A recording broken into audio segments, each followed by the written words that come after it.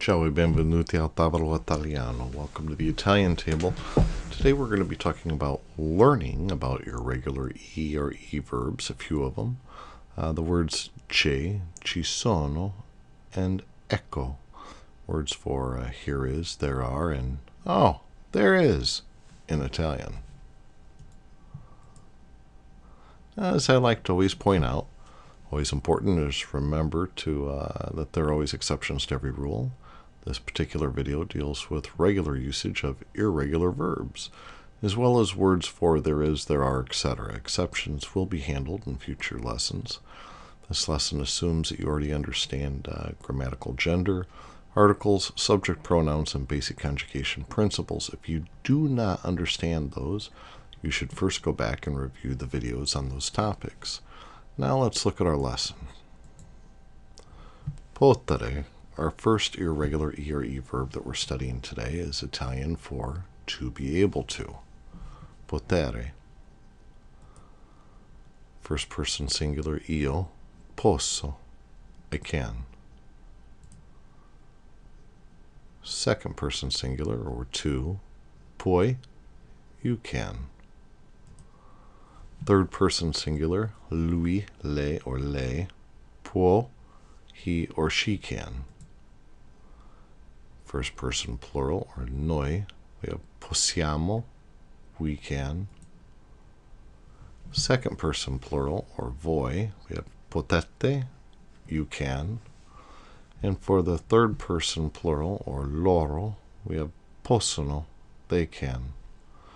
Now something that's really helpful about all three of these verbs we're learning today, these irregular ERE verbs, are all auxiliary verbs, meaning they're very easy to use with other verbs that are left in the infinitive form in order to get a point across.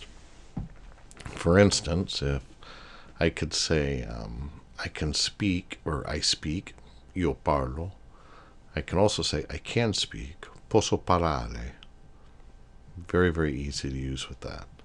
The verb for to swim, nuotare. You can put that also behind a conjugated form of potere. For instance, you could say, noi possiamo nuotare. We can swim. Okay? The next one, dovere. Italian for to have to or must. First person, io devo, I have to. Tu devi, you have to. Lui, lei, deve, he or she has to. Noi dobbiamo, we have to. Voi dovete, you have to. Loro devono, they have to. Once again, being an auxiliary verb, you could use this in a lot of different ways. For instance, you could say, devo andare, I have to go. Or dobbiamo studiare più, we have to study more. A lot of times it could be questions too. Devi lavorare oggi? Do you have to work today? Very, very handy verbs. And the last one is volere, which is Italian for to want. It's for to want. Please excuse the mistake there on the screen. So io voglio is I want. Tu vuoi is you want. Lui, lei vuole, he or she wants. Noi vogliamo, we want. Voi volete, you want. Loro vogliono, they want. Just like the other auxiliary verbs, it's very, very easy to use this verb with other infinitive verbs.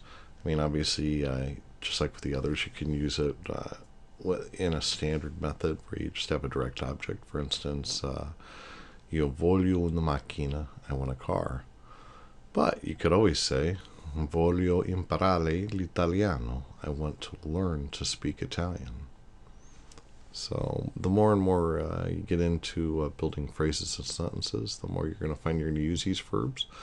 I highly recommend that you study conjugating these three as many times as necessary as it takes to get them down pat. You are going to want to know them, and they will come in very, very useful.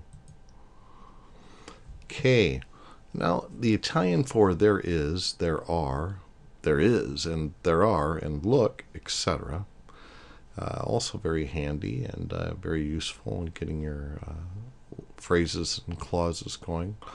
First one is c'è, which is there is. C'è. The second one is ci sono, there are. And the last one is ecco, which is, oh, there is, or there are, or look.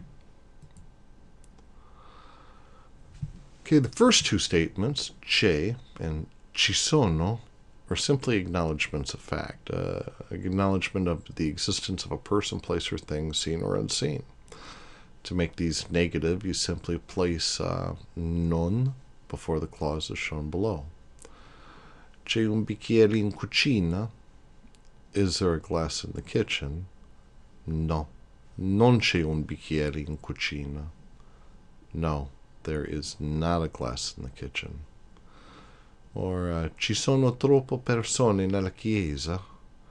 Are there too many people in the church? No, non ci sono troppe persone nella chiesa. No, there are not too many people in the church.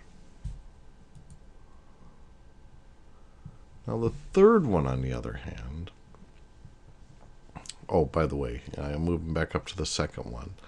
To use it to not use it in a negative format, or just to make a positive statement, once again, as I said, c'è and ci sono is merely acknowledgement of the existence of something. The sentence could be as simple as c'è un bicchiere sul tavolo. There is a glass on the table. Now the third choice, or echo, is more of a statement of exclamation. It should be explanation, not explanation. Or is used to point out something that is visible and can actually be translated in a few different ways. It's invariable, so it doesn't change, to accommodate any gender or number. Here's a few examples. Ecco mio fratello. That's my brother. Ecco I bambini. Here are the kids. Ecco un aereo. Look, a plane. Ecco I tuoi occhiali. There are your glasses. So you see how it differs a little bit. Once again, c'è and ci sono. There's not really any emotion to it. You're just stating a fact. If someone asked you if there was a theater downtown, you might say, sì, c'è un teatro in centro. But if someone was saying, where is that theater downtown? You could say, ah, ecco, un teatro. Okay, see the difference? Well, grazie mille for stopping by today at Il Tavolo Italiano. Hope you got something out of this lesson. There's a lot more on the irregular ERE auxiliary verbs and ecco, c'è, and ci sono at iltavoloitaliano.com, as well as a lot of other information about various other aspects of the language and culture. A lot of fun things. Podcasts, more videos, online exercises, pen pal programs, everything online. All online content is always free at iltavoloitaliano.com. Hope to see you there someday. Grazie, ciao, e parlo italiano.